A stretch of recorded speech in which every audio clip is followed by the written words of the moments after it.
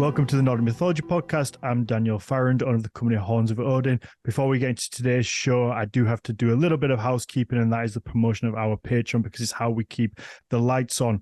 So for £3 a month, you're going to get a bonus episode every single week where we do a Q&A with our guests after the main show. You can submit questions before or during the live chat feature, which is another perk, is that you get to watch the episodes live. You're also going to get ad-free episodes, early access.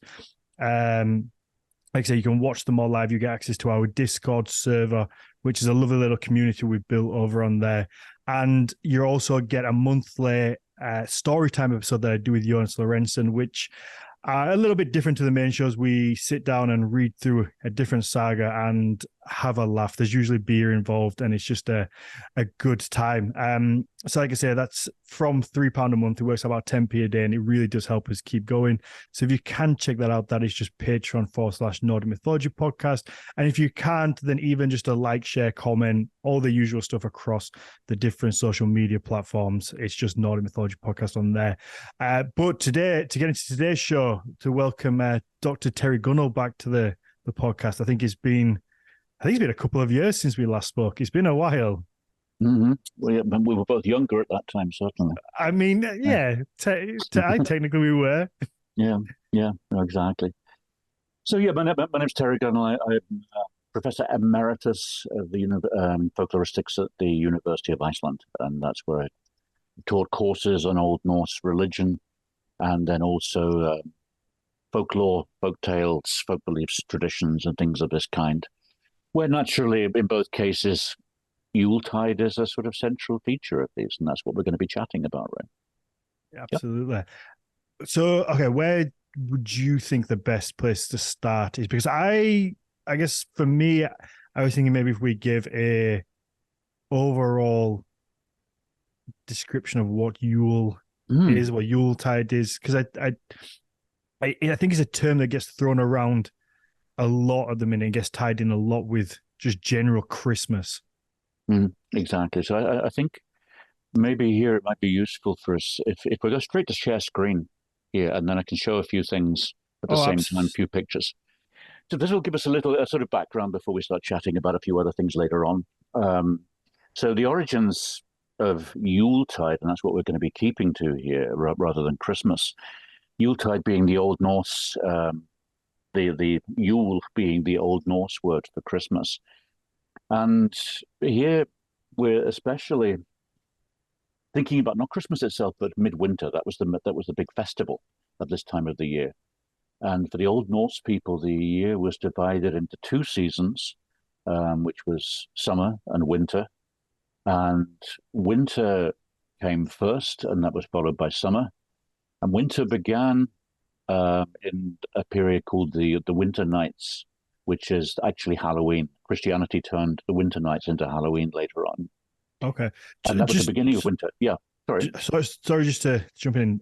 Would Christmas have existed in its own form amongst Christians at this point, or had it not been? Christmas itself, we don't know exactly when they actually took up Christmas with this date, because there's no idea exactly when Jesus was born or exactly when he died. But these were dates that the Christian church adapted partly as they were going along to connect Christianity to the existing traditions, if that makes sense, right? Mm-hmm. So as we'll see later on, there was a process of deliberately connecting old traditions, old festivals to Christian festivals. Okay. And so here we're talking not about the beginning of winter is what became Halloween. Midwinter is what became Christmas. The beginning of summer is what really became Easter in many ways, and then midsummer was the other festival, which was which became St. John's Eve later on. So these were the big festivals which were changed. Mm-hmm. So we're talking about Yuletide here rather than Christmas. And first of all, we need to realize that this was it was essentially the longest night, shortest day, midwinter. And that was something that actually moved by date. There was a problem with this later on because the year that Julius Caesar had set up was too short. So by about 1500, then the 13th of December had become the longest night. And that confused things a little. And we'll come back to that later on. They changed it and brought the Gregorian calendar we have now. But look at the word Yule. Let's look at that to start off with. So there is in Old German, there's a word Julis, Old English Yola, which was the month of December, according to Bede. Yolnir is one of Odin's names. We have a joculus in Latin, which the idea of Saturnalia, merriment, perhaps. It might be connected to Earl, as you'll see later on, the making of ale. It might be connected to what I've got going on outside my window at the moment, hail, EL. Yeah. And then the wheel, Hjold. And those of you living in England and Scotland will maybe be aware of traditions where you get burning wheels rolled down hills at this time of the year. It's part of the circle of the year. It's the time when we go over the darkest point and light starts coming back. The time of being grateful that you might survive the winter. Okay. Yeah, and I guess it's worth remembering that a lot of people were a lot more connected to nature and it was so much more significant these times of year. Absolutely. And as you can see in the picture here, as a Viking farmhouse, you're pretty connected with nature around you and the mountains and everything else of this kind. That looks like I would love to stay in there for one, maybe 2 nights. Wouldn't be nice? Firelight. Yeah, it would be nice for a couple of evenings, but then I would like to go home to my creature comforts. But one has to be aware of when you're inside this house in the wintertime, everyone's moved inside. It's getting very dark outside in the middle of the winter. Snow levels coming down, getting closer all the time. And you're inside, this is later on in Iceland in about 1800s, people living in the room together, pretty close. And this is what the Viking longhouse had turned into, again, with beds along the side. In the Viking times, there's a fire down the middle. And this is the time when the doors between the worlds open up. It's when we get connected to a whole range of other spirits that are intruding into our world or sort of retaking over our world. So we've got trolls, we've got nature spirits, elves, Álfar, Huldufolk. And if we go through them, we go in Icelandic. So sorry to just jump in because I keep getting questions as we're going along. Yeah, certainly. Do you think that connected to all these, I guess, mythical creatures is to do with the darkness? Because obviously it is very dark. I guess you're inside, so you can't go out and be as active. So you're going to be telling stories, I guess. Absolutely, and the folklore of both Norway, Sweden, Denmark, Iceland is full of stories of this kind. As these beings come in from outside, they start retaking over nature. And then in Norway, and at Christmas time in the past, some people never dared go outside. So you've got trolls which hate Christmas bells to start off with. It drives them nuts. And we get them stealing, in some of Icelandic folk tales, they steal priests out of the church for sushi, to sort of eat them and get them to shut up. Oh, really? The bells that are driving them nuts, because the trolls stay pretty pagan. Okay. Next bunch, ghosts. And if we go into the sagas, right from that time we hear about Christmas ghosts. Eyrbyggja saga, for example, has this wonderful story of how a number of people have been dying, drowned, and also dying of an illness at Christmas, and they're having a Christmas party, and suddenly the doors open and the dead come in and just take over the entire place, and they all have to leave. And every night this happens. The dead come in and take over the building, and they have to leave and go somewhere else. And this is a story that comes back in all sorts of folk tales later on. It becomes we'll come back to the wild ride maybe later on. But even stories of Bruce Willis versus terrorists and Home Alone with the awful Macaulay, whatever his name is, the same idea, the house being taken over by beings from outside and needing a hero to get rid of them. Yeah. So Ghosts, Grettir's saga has exactly the same idea. Everyone has to leave because of a particular ghost, which comes in and he has to fight at Christmas, just like Bruce. And in fact, Grettir gets very much like Bruce, as the same thing. Every time Christmas comes along, he has to go out there and save the world from beings taking over an airport or a block of flats or whatever else. So we we can Connect. qualify. Well, I say we can qualify Die Hard as a Christmas movie. Then now, Absolutely, a Viking. Yeah, yeah, because of this link, then it shows a clear lineage from Yule through to Die Hard. yeah, absolutely, and especially the hero, the single hero who comes in and takes over. In Bruce's case, of course, he has to get his shirt off and Yeah, bloody of himself a course. little bit and wear his vest and so on. But yeah, these are the same stories that are going on of the outside taking over the inside. Wow. This picture here is the most famous Icelandic folk tale for Christmas. It's a guy who's arranged to meet this girl at Christmas, and she doesn't get to hear that actually he drowned trying to cross the river before Christmas Day. And on Christmas Day, there's a knock on the door, and there's this guy outside who's come to pick her up and take her off to a dance. And she gets on the horse, and as he goes along, his hat lifts up, and she suddenly sees a skull underneath his hat, and realizes that, oops, this is a bit of a problem here. How do I deal with this one? And they get to the church, which you can see here, and then he's about to drag her into the grave with him, and she's only hasn't buttoned her coat up completely, so he just pulls her coat into the grave, and then the earth sinks over the top of him, and then they have to Wow. get a priest to deal with him later on. But again, ghosts is the time when, as I say, so trolls, ghosts. Here's another picture of him riding along. That last one is an Yeah, absolutely beautiful picture. isn't The it? one before that, That one. because I was looking at that for good few minutes and I didn't even see the ghostly figure. And he's right in the middle. I was Yeah, just kind of, I don't know if my eyes hadn't figured it right. out yet because he is obviously quite Yeah, translucent. And I didn't even realize he was there until you mentioned. I was like, oh shit, there you go. there's a ghost in the middle of that picture. Exactly. And you can see through his legs right there, which is Oh quite yeah, interesting. it's really well done. Yeah. Yeah. So he is them riding along across the river later on.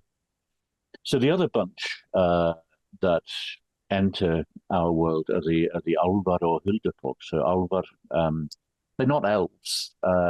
It's the same word, but they're full size human, as like human beings. And then Huldufólk means the hidden people, and these are the nature spirits that live in the landscape. And they move houses often at Christmas time. If you go to Crossroads, you can meet them there, and they'll maybe give you gifts. Mm-hmm. Here we have a modern version of them. He's giving a mobile phone, I think, to the person here. Yeah, Um, it's like an um, iPhone. yeah, there you go. Um, and people like my wife here on New Year's Eve will go around the house with a candle and say to people, "Come theisum come vilja, vera theisum vera vilja, fara theisum para vilja, mer og minna mena lausu," which means all of those who want to come to our, all of those who wish to stay, all of those who wish to leave, do so, but don't bring any harm to me and my family. And this is the Okay. idea of the spirits who've moved in at Christmas time, Mm-hmm. and the Álfar, who often in Icelandic stories, in Norwegian stories, it's the wild ride that takes over the farm later on and is saved by a man with no name. In Iceland, it's a bunch of Álfar who do the same. Mm-hmm. So here we come to the most famous lady here in Iceland. If we're looking at Icelandic beasties, and her name is Grýla, and she is a sort of ogress who lives up in the mountains. She goes back to at least the 1300s, as a sort of figure who wanders around threatening people. And her name really means the growler. And she's looking for badly behaved children that she can put into her bag and eat, yeah, uncooked, later on, sushi style. Here she is, a bit larger. She's terrifying. I Yeah, feel like I may have seen her down the shop.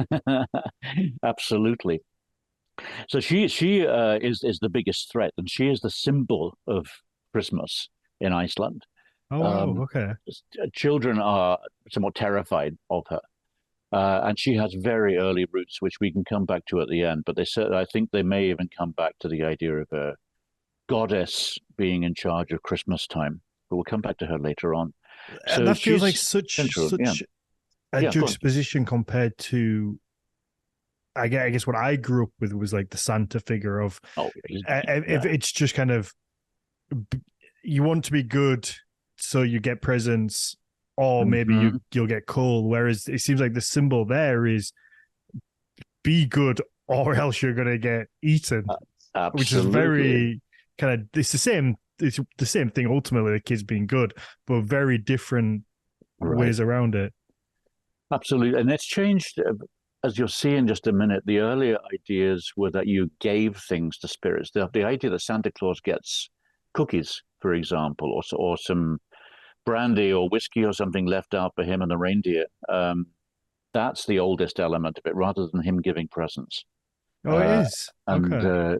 this is, in a sense, spirits coming from outside that you need to keep happy with you, who are sometimes acted by people who come around in animal costumes, and you give them drink and food. And so this is the root of the tradition, which I think is very, very old. Mm-hmm. So just to run through quickly, her adopted children in Iceland are called the Yule lads. Scandinavian in Norway we have Julesveinar as well, or Iceland Jólasveinar. So the Christmas lads, and these all live up in the mountains with her. Every area of Iceland has a particular mountain where they live, and then they come down one by one as Christmas approaches. There's 13 of them usually, and they leave little gifts in shoes in the windows of Icelandic houses as they come down. So there's not one Christmas man, there's a whole bunch of them. And they're a bit like sort of slightly degenerate but old Hells Angels without bikes. We come down Okay. to it. And you'll Sleds? see, sorry, say again. Do they have sleds? No, no, absolutely not. They walk. They've got sticks. This is what you do here. Don't sledges or skis. They walk No down from the ski. mountains. Oh, I feel like Absolutely skis would not. have helped surely. No, of course it would. But if their names tell us a great deal. And here's Grilla again. This is her chasing children. She had a husband. Well, she has had two husbands. The first one she ate because she got annoyed with him. She's really the first feminist in Iceland when it comes down to it. Mm-hmm. This is her later husband, who's called Patch Fool, basically. And they look after these other bearded guys up in the mountains, these Christmas lads. Here's one of the shoes with that children get things put into. If you don't behave yourself as a child, you get this thrown into your shoe. Our Potato. older uncooked potato. Okay. Um, our older daughter once got a potato like this for not going to sleep at all, and then opened the window and threw this uncooked potato out of the window in the hope that she could brain whatever nasty Christmas lad guy had put this in her shoe. How dare he? So this is. So here we go. These are the guys. They've all got particular names. So Stekkjastød, which means sheep pen pole, got wooden legs. Giljagoed, gully gawk. The picture's here by a wonderful Liverpudlian who lives up here in Iceland called Brian Pilkington. And he does all the Christmas cards for everybody up here. Oh wow. Yeah, they are. They're stunning. Yeah, so Stulver is Titch. There's Spoonlicker, who sort of preceded dishwashers in Iceland. Okay. And you see they've got a lot of uses, these guys. We have Pot Scraper next. They seem like the kitchen help. Yeah, exactly, but they get worse. Bowl Licker, another cleaner here. Okay. Door Slammer, he's a bit more annoying. Yeah. Hurlaskellit. I'm guessing that could that just be like the explanation for when it's windy Yes, and so obviously you get absolutely. such bad weather up Wind, there. noise, sound, whatever else. And their names go back to the 1800s, at least the earliest Yeah. versions we have. And then we get other sides of them that they take food, curd slurper, skiergalmur, sausage swiper. I So feel like these are they're all just taking stuff. these are just excuses for the dad of the family who's a little bit hungry in the middle of the night and he's There like, you oh go. yeah, the sausage swipe has been in again. Bugna Cricket. This is the guy who gets arrested most often. Oh yeah, absolutely. Guy. Keyhole sniffer, another sound element. Meat hook, another meat stealer here. We're putting a hook down the chimney and taking, as young guys used to do sometimes, to fish the lamb or whatever it was out of through the chimney. Oh really? Is that people really did that? Oh yeah, there are traditions like this because there are bunches of young men at the same time going around in masks at this time, so acting these parts. The stories make the masking gun bunch more real, and the masking groups make the stories more real for children. Okay. And then the last stealer here, Kertasnikid, he comes right at Christmas, Candle Beggar. And along with a few other names here, Rafter Hanger, the Whistler, Stoneface, Foxy, and then Manure Licker, which is a particularly disgusting name for one of these guys. Yeah, how's he got Lung that? Splatterer. There you go. If you meet one of these guys in the night, they're not the nicest. And No. along with them, we have this guy, which is the Christmas cat. The Christmas cat will eat you if you aren't wearing new clothes at Christmas. So a lot of Icelanders find themselves being given new underwear quickly to avoid being eaten by the Christmas cat. So I feel like so many of these are just like tales to make kids behave. And yep. We see that time and time again. I think I've told this on the podcast before, but there's a statue in the middle of Huddersfield Town Centre it's called Lion Chambers, and it has a stone lion on top of the building. And my mum used to get told when she was little, if she wasn't home before a certain time, the lion would come down and eat you or chase you home. So it's this story that it's just parents trying to make the kids behave. But it certainly underlines the element that there's this fear about Christmas. This sort of figure from Germany. He's terrifying. And if we look just very quickly, and then we can come back to general discussion in a minute, if this idea of female figures being the center of Christmas, which is very, very old. If you go to Ireland, Scotland, you've got a figure called the Cailleach, who is a personification of winter and hunger, who travels the country very much like Grýla does. If you go to Norway here we see again a figure with a bag and a tail and horns beside one of the original Yule lads. And she's an earlier version of Lucia, who later on gets candles and things, but a sort of animal horned figure. Mm-hmm. And this is what Lucia, of course, looks like later on in Scandinavia, in Sweden. But if we go to other countries, go to Austria, you've got this figure, the Pechton, who sometimes comes around with St. Nicholas. Really frightening figures. Mm-hmm. Krampus, some people have seen films about in recent years. There was a wonderful number, for those of you living in Britain, number 9. There was a number 9, I think, about the Krampus, sort of horror comedy. More of these sort of figures, children being threatened. It's quite, when you really think about it, it's quite terrifying. Yeah. These figures, quite demonic looking, and they just come and steal and abuse children. Exactly. And it's Austria, here we go back, as you see in each case, the horned figure, which some people have tried to connect to Satan, but it's so widespread across the Germanic area that we're not talking about Satan. We're talking about a sort of goat. Whether this is connected to Thor is open to question, but certainly a horned figure that visits houses. So this connection of the goat to Satan, because it is, for most people, it's just synonymous there. You see it in movies all the time, people sacrificing goats to bring the devil. It's linked to like Satanism. So do we know where that comes from, or is it tied to all this? Because you do see them linked, and obviously a lot of these have that similar kind of look to them. Absolutely. Going to the sort of hooves rather than real feet and then horns. Grýla certainly is like that too. I think again we've got a blending of ideas as Christianity adopts and is trying to get people to quit their earlier ideas. But these are certainly very, very old figures, without any question. And very often they're females, which is sort of interesting too, like we have with Pechton and Grýla and the Cailleach.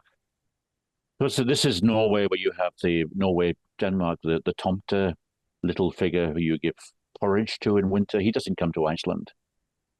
But he used to live in the grave mound on the farm. He was the man who looked after the farm initially as a spirit and protected them from, as we come back to this idea of spirits coming down from the mountains, attacking the farm and taking people, taking food, which are then acted by people as well. So here's the wild bride.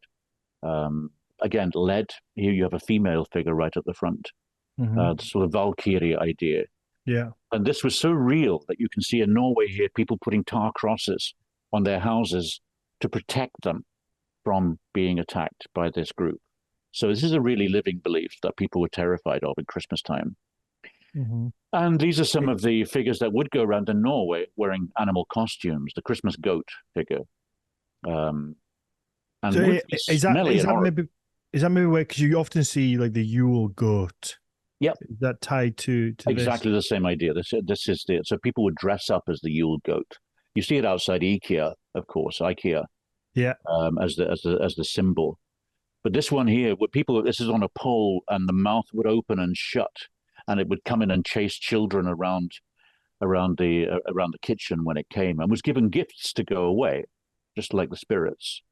And here are later versions in Iceland of similar sort of female figures coming to dances. So yeah, that's the Christmas lads back again, coming down from the mountains.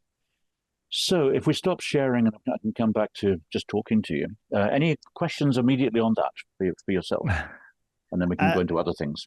So the Christmas lads, they have a very Father Christmas look to them. Is that just a modern thing? Yeah, I think we think about it, as with Halloween is the best example, of course, of very ancient Irish customs, Irish and Scottish customs being taken to the States, and then pagan elements which are then Christianized and brought back. And here, of course, Santa Claus is initially the Christian St. Nicholas, but again, Christianity is borrowing ideas and blending them to make them more acceptable. We have this wonderful letter in Bede's History of the Church from about 731, a letter from Pope Gregory telling people, don't try to make them quit their religion, just rename it. Let them go on doing what they were doing before, but now in a Christian name. Because it makes it so much easier to assimilate. Of course. So just renamed in one way or another. And yeah, one other interesting element of it, though, if we think about the female figure, is that Bede talks about the Mother's Night, which is right in the middle of the midwinter. And of course, on one side, yes, Virgin Mary becomes the central figure. But again, it's quite possible we're talking about the female figure. And just to link that to Old Norse mythology, certainly, if we go back to the beginning of winter, that was also called Halloween was also called the Disa bloat, the bloat, the sacrifice to the Disit, a female festival. It's the same time when women would come around and prophesy how the year is going to be, because it's the beginning of the year again. And in Sweden, we have another Disa bloat at the end of winter. So with this and the female figure coming into the houses, Nepomukhrila, the kayak, it looks like winter is a female period. It's the time when everybody moved into the house, which was the female-dominated area. It's the time when, in nature, activities going on in the dark, in the ground, in the world of the dead, and death is becoming life. So you can see, in a sense, for some people, it looks, this is my argument, essentially, but other people have seen it in other countries, but the year was maybe divided into male and female. And therefore, the winter time was the time of female spirits. And if we note just in mythology how rarely husband and wives meet up. Freya is going in search of her husband, Odd. Thor is away for a good period of the year. Who are you going to call?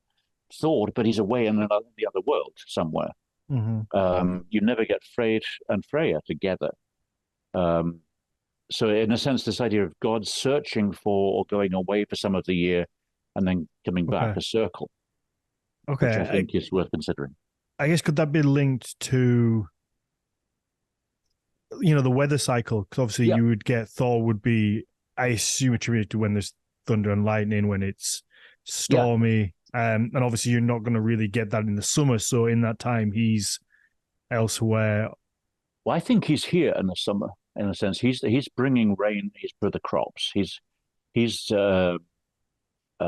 just, the summertime is the time of market, of Viking raids, and of coming to law meetings. Okay. This is the male period, and we see that, for example, in this description by Adam of Bremen about the three gods in Uppsala, and there's no women there at all in terms of the gods. Okay. So I think Thor, essentially, a little bit like Freyr, is essentially a male period is the summer period. The winter period is the period of dark growth, and mystery and seeing into the future, which women can do. It seems regularly. Women have this ability. We as guys have very little of that kind. Yeah, that's true.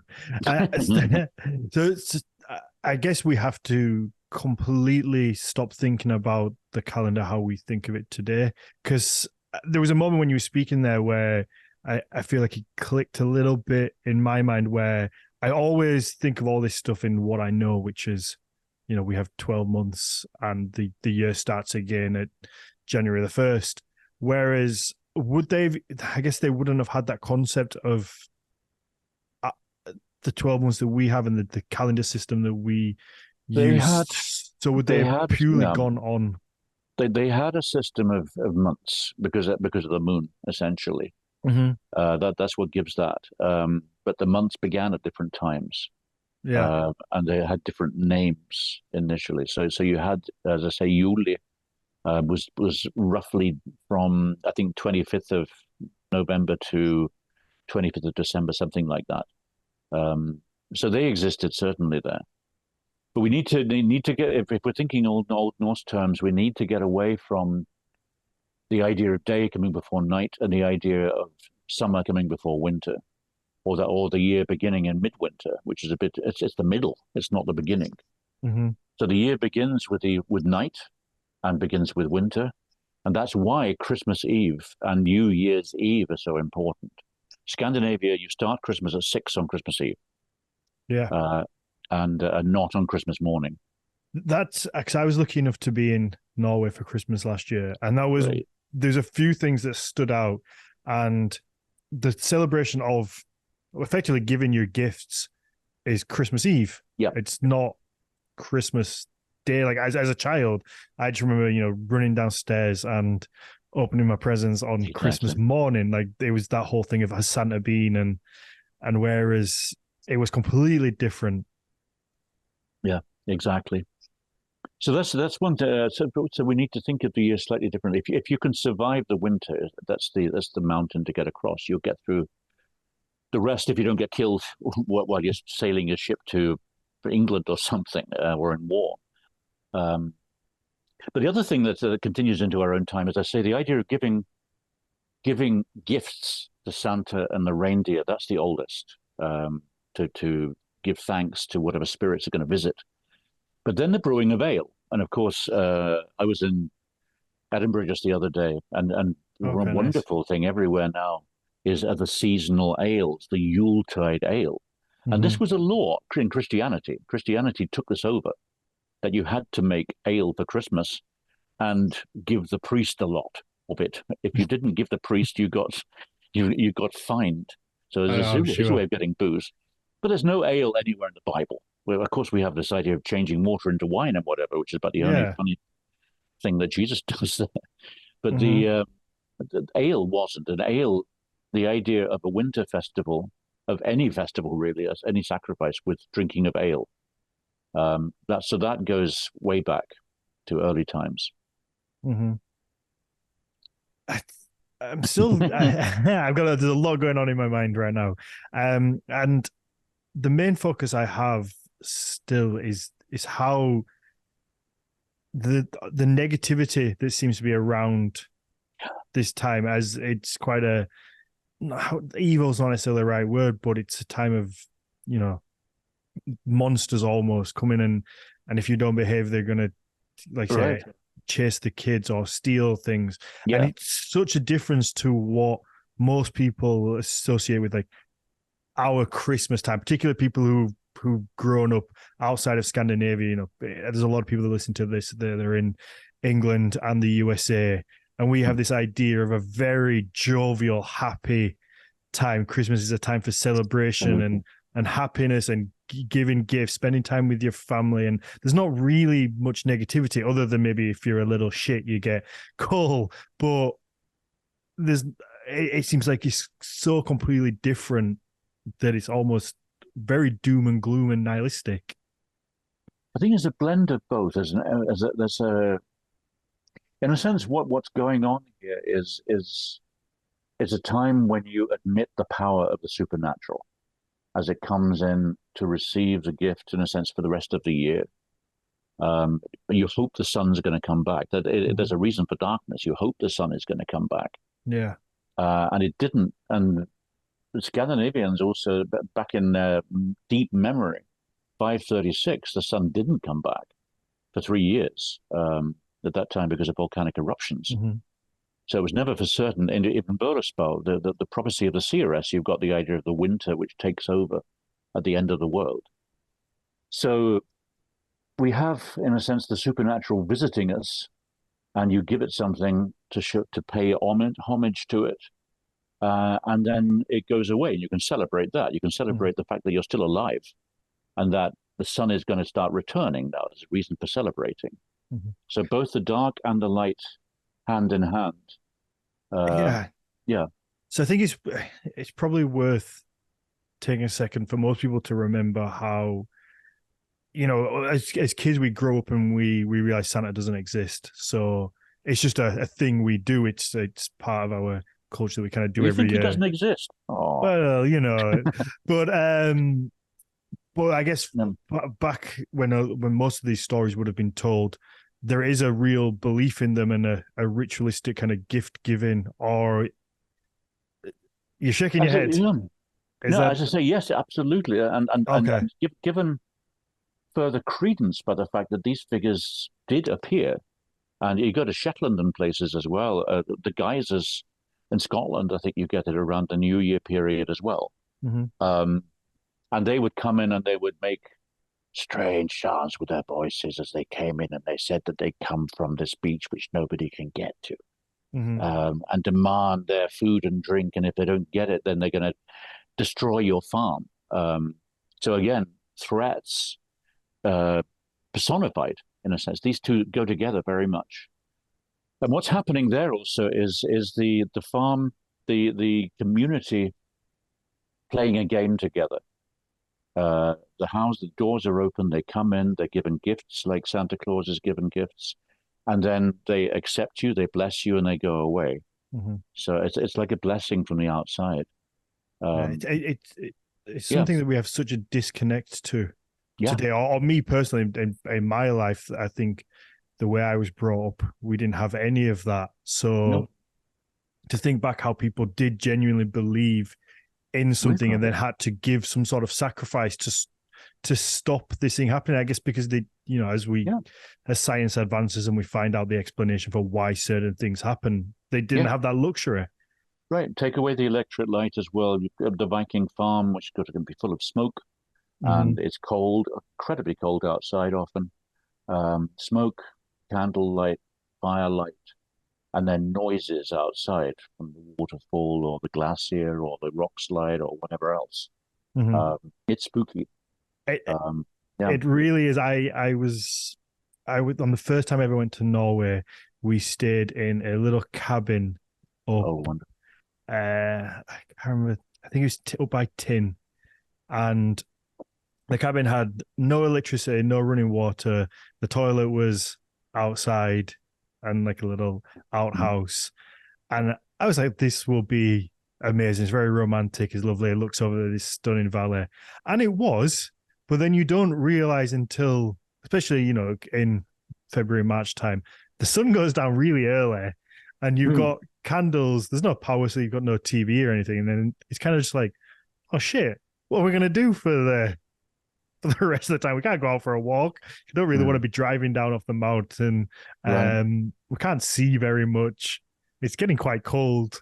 Right. We're not, particularly at the time, we weren't very equipped for the best at keeping fires going.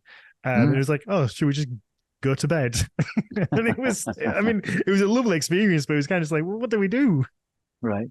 Exactly. And we, in a sense, of course, still um, think of the dead at this time. It's in Scandinavia, you go to a graveyard and you'll find candles lit all around the graveyards. So memories of the dead. And of course, as we do our ritual meal, and it is very much of a ritual meal at Christmas, same meal. And then there's the thinking of people who maybe were there the year before and aren't there now. And then a question of who will be there the year afterwards when you're reaching older people. And lots, slightly even more spooky to a certain extent in Scandinavia, there are all sorts of omens. You check to see if there's a cross under anybody's chair because they might not be here the year after. Which way does the candle wax flow? Is it pointing to anybody in particular? Oh, wow. Okay. So that this awareness. She's very as we sit at the Christmas superstition. table, certainly there's an element of sacrifice there, a shared meal, shared wine, or whatever else together, and a shared all-time moment. Because this meal in families will often go back centuries. The same meal, same place, same table, same chairs, and then people who are alive, new members of the family, and then other members who just aren't there anymore. So again, the connection with the dead at that time in the darkness. Do we, I mean, do we see any particular traditions around like with celebration? Because it seems like a lot of it is sacrificing to keep things away. Mm-hmm. But I guess it's a time where you wouldn't want to be splashing out on supplies. Well, yeah, again, you're celebrating. You keep things to one side for that celebration. Certainly in Norway, I've seen that there's on a farm, a particular pig that's kept on one side for Christmas. And pork is in the past was very often associated with, and whether that's to do with Freyd or not, we don't know. Although there are very difficult to know exactly what traditions come from what and how old they are. But yes, but you do bring out some of the special things, but there's a limit to it. You've got these 12 days before, as the Christmas men come down, 12 days afterwards, the 12th night idea, and then everything has to be finished, because then you have spirits that check to see have you finished or not, have you tied it up. So the festival mustn't go on for too long. And the reason, actually, quickly, for those 12 days, so we get 24 days rather than just 12, is because of the movement of Christmas. When they cut 14 years off the year with a Gregorian calendar in about 1700, so what had the midwinter had been the 13th of December was suddenly moved to the 25th again, if you understand what I mean by that. Okay. They took roughly 12 days off the year. Mm-hmm. And that's why you get in some places like Shetland, the old Christmas and new Christmas, because they don't trust it, and the government messing around with the year. Okay. So just to be safe, you have two Christmases. But yes, that's these 12 days. But definitely, you mustn't use up all of the supplies. Exactly. Yeah. I mean, yeah, go on. That kind of rings true to me when I was a child, because my mum was very hell bent on the Christmas tree went up 12 days before Christmas and it came down 12 days after, and that's how it always was. That's what I grew up with and kind of what feels very normal to me. Yeah, exactly. So it's different, but I reckon even out in the moors there, basically in Yorkshire, closer to this, a sort of Bronte-like Heathcliff, Cathy element of spirits knocking on windows in the middle of the night from outside. I wish so much more that I'd grown up with a folklore type society, because it's all completely gone. I can't think of any stories from when I was a kid or any folk tales I was told. I mean, I'm sure, I guess, like Robin Hood and those ones, but nothing really like this that you see in other cultures. And I remember someone, I think I did a podcast with somebody else. I appeared on one, and they asked me, like, British folk tales, and I really struggle to think of some. I could think of more folk tales from Scandinavia from doing this podcast than I could of actual just British folk tales. And it was like, why have we lost them? Why have we become so disconnected to them, I guess? They weren't collected, is the point, but very much in Britain in the same way that they were in other countries.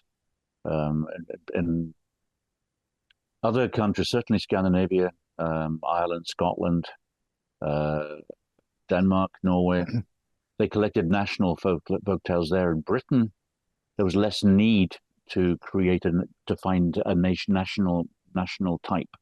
You Okay. understand what I mean? But you Yeah. got local collections.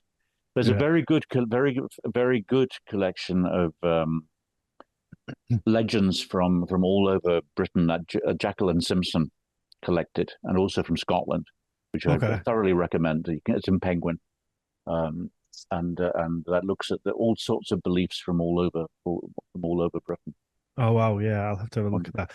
that. Usually I would have saved this for the Q&A, but I actually want to know the answer to this, and I think so. So Paul asked, "What connection does mistletoe have?" And I guess that kind of leads, or for most people, their thought is going to go to the story of Loki using mistletoe to kill Balder. Is there any tie to that? Because obviously mistletoe is very, very much linked to Christmas. Right, it is. Well, if we look at the Nordic side of things, of course, it's a very strange story. This idea of Balder being killed with mistletoe. Of course, in Scandinavia, in Old Icelandic, the word is misteltein, and then tain is a sword. But Icelanders themselves didn't really know mistletoe. There were hardly any oak trees in Iceland. Okay. So this is some sort of idea that's been passed on from elsewhere initially, and we do get it also in Ireland. There's a story of somebody being killed with a plant like this, which wasn't supposed to kill somebody. So that story is hanging around. There's another really interesting version of this, though, from uh, folk tales in Orkney, collected around 1900, where people talked about mistletoe not being used to kill Balder, but being used to bring him back to life. And Okay. that was waved that people go into the next world to try and bring Balder back, and Hmm. mistletoe is used as a saving thing.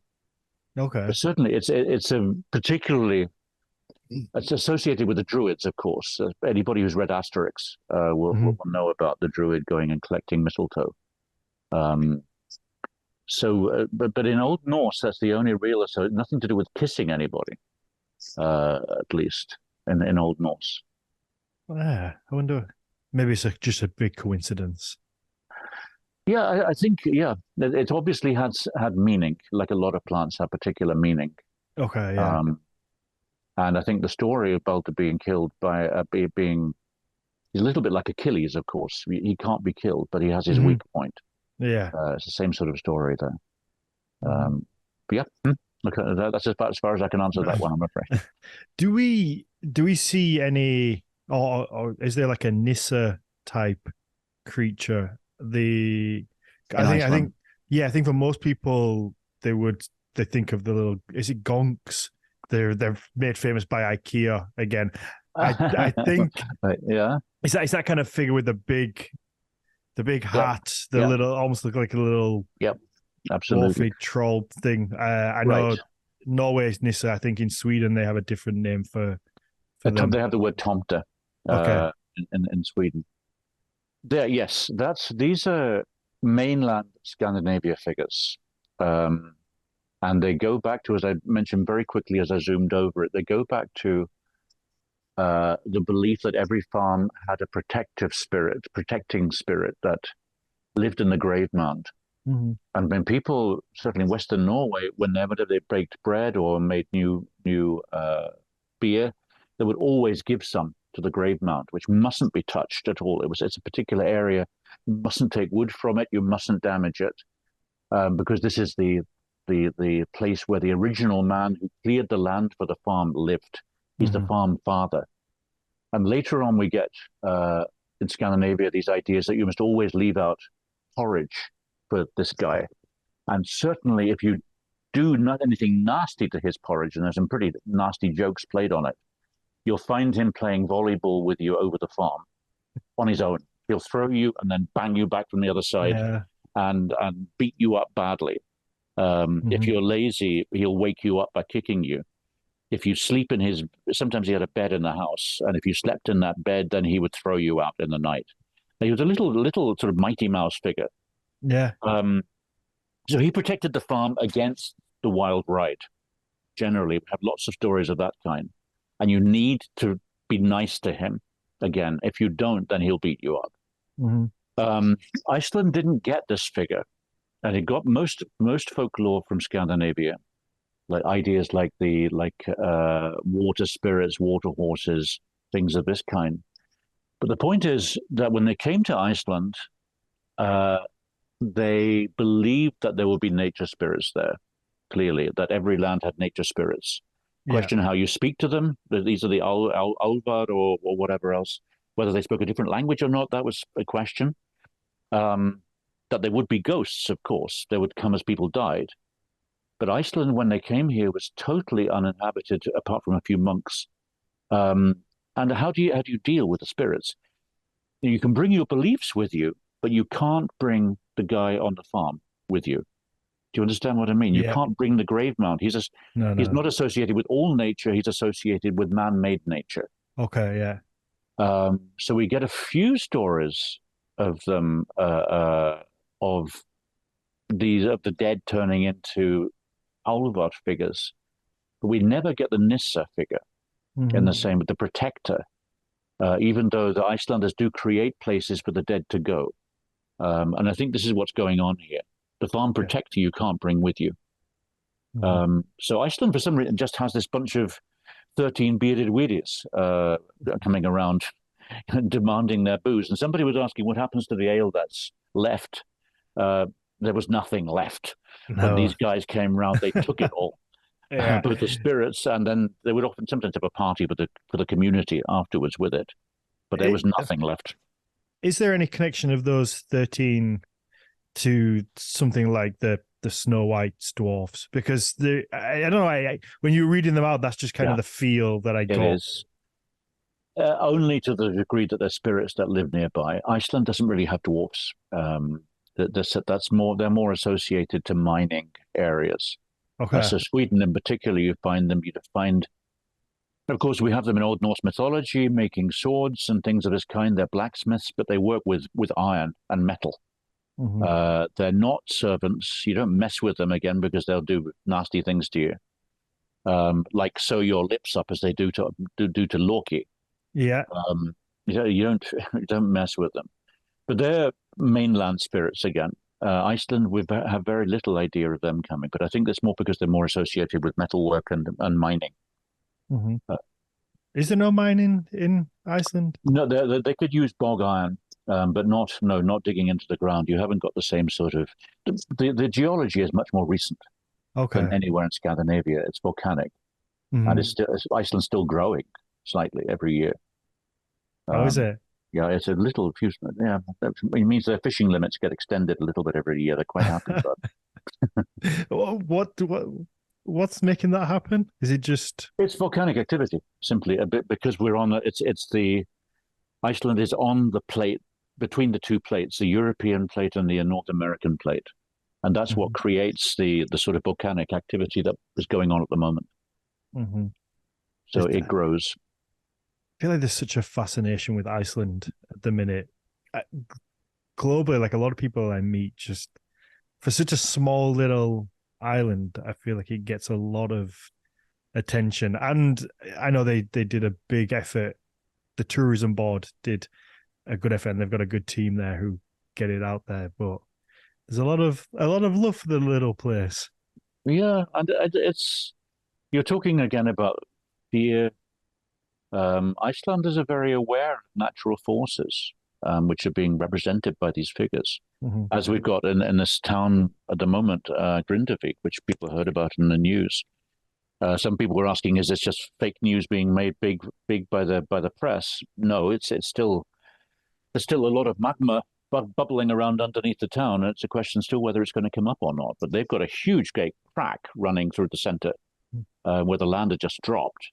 Is And that the that's the town? Is that the town that's down by the it's airport, south of the absolutely airport? it's the airport's not in any danger, but yes, anybody who's been heard of the Blue Lagoon, that's also Yeah, under threat. that's yeah. So Yeah, when we were there, we drove down to the little town and then round up to the there you go. Blue Lagoon. Absolutely. So it's We that have town. beautiful pizza there, so I hope the little pizzeria Absolutely. stays. Well, there's nobody there at the moment, so they've all had to go somewhere else for Christmas.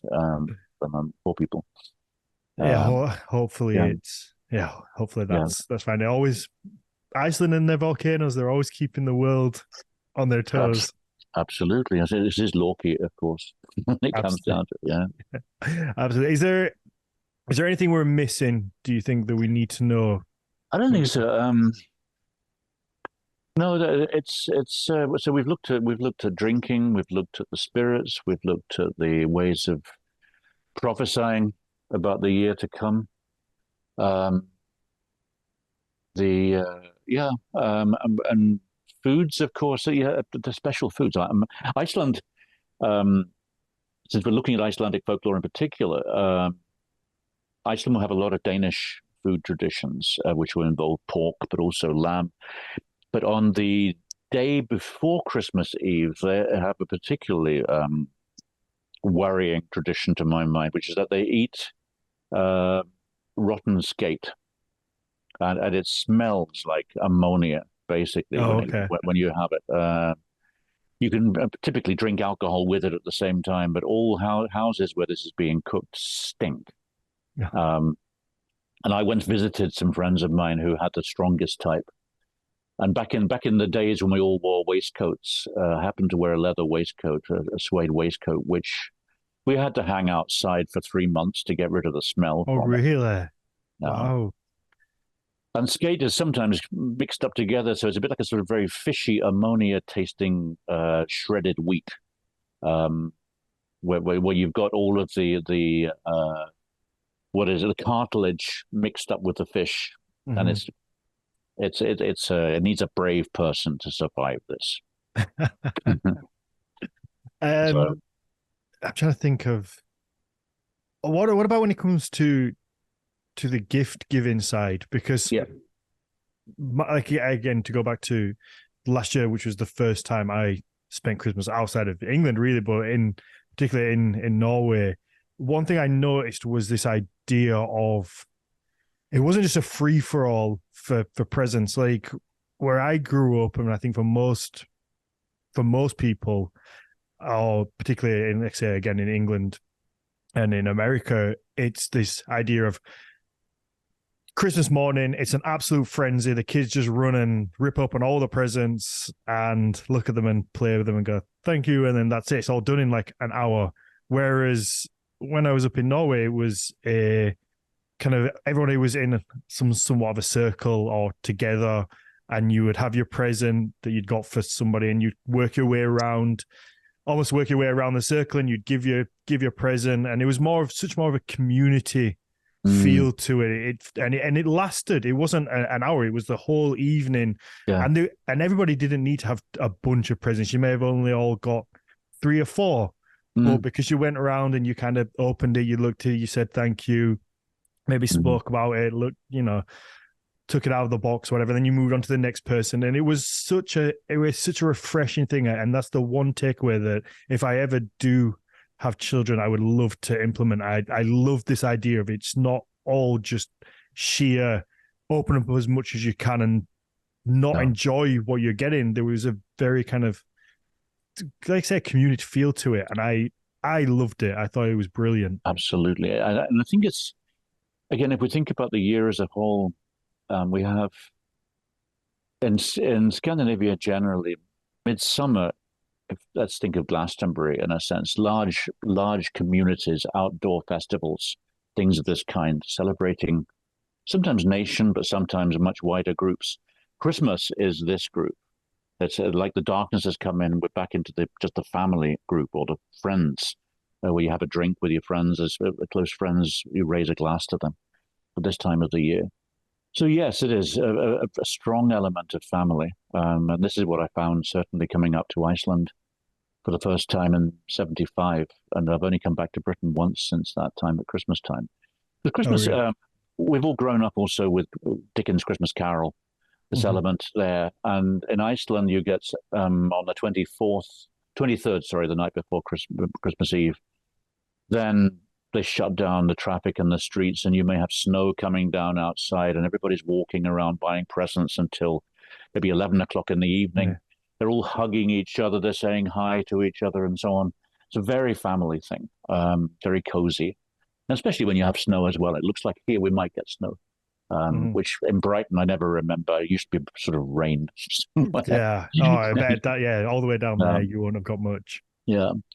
So, I see somebody he was asking for a bit more about the wild ride. Just very quickly on that, as I say, the group I talked about with the women, with the woman, Guro with the horsetail, Gudrun with the horsetail, and she led this bunch of the dead and trolls onto farms and took them over until you got this one figure who managed to frighten them away. Sometimes he had a polar bear with him, and this sort of Bruce Willis figure.